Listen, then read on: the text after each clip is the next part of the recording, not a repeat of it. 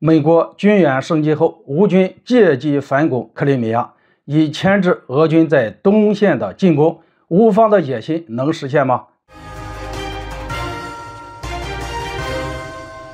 大家好，我是肖云华。今天我们谈谈乌军反攻克里米亚需要亟待解决4个方面的问题。据媒体报道，美国近日公布了新一轮的对乌军援计划，总价值高达22亿美元。将包括一款射程高达150公里的地面发射小直径炸弹，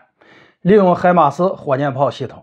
这款武器将能够一定程度上发挥战术导弹的效果。有美国媒体分析称，这款武器将使得乌军能够将克里米亚纳入打击范围，将有助于乌军的反攻计划。美国军援升级无疑助长了乌军反攻克里米亚的雄心。但单凭这款精确制导导弹还远远不够，要想万事俱备，还需要做到以下4点。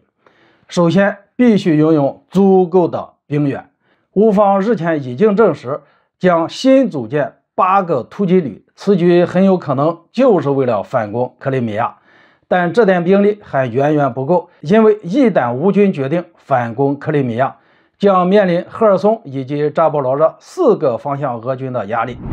目前乌克兰军方很难在国内征召到足够的兵力，已经不得不在欧盟的乌克兰难民以及国内的残障人士列为征兵对象，但有大量武器装备而缺乏作战人员。乌军即使能够逼退俄军，也无法建立稳固的阵线。其次，除了远程火力打击之外，乌军反攻克里米亚最终目标是重新获得该地区的控制权，所以地面战线的推进非常的重要。当前西方虽然答应援助主战坦克以及其余装甲车辆，但最快也要在3月底才能开始交货，等运输到前线以及形成有效战斗力，恐怕还需要更长的时间。所以短期内乌军还不具备反攻克里米亚的能力。第三，需要其余战线的配合。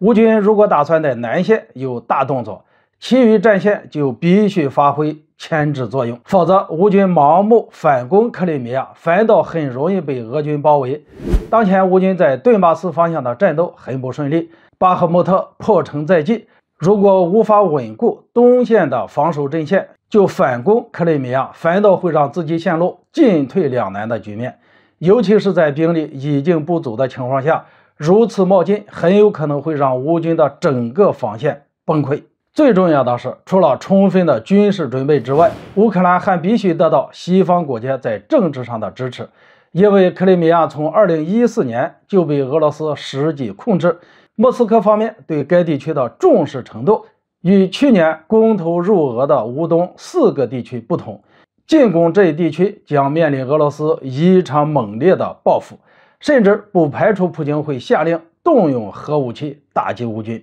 日前，多名俄罗斯高官已经发出了警告，如果乌克兰执意要反攻克里米亚，谁也不敢保证俄军会不会做出过激的反应。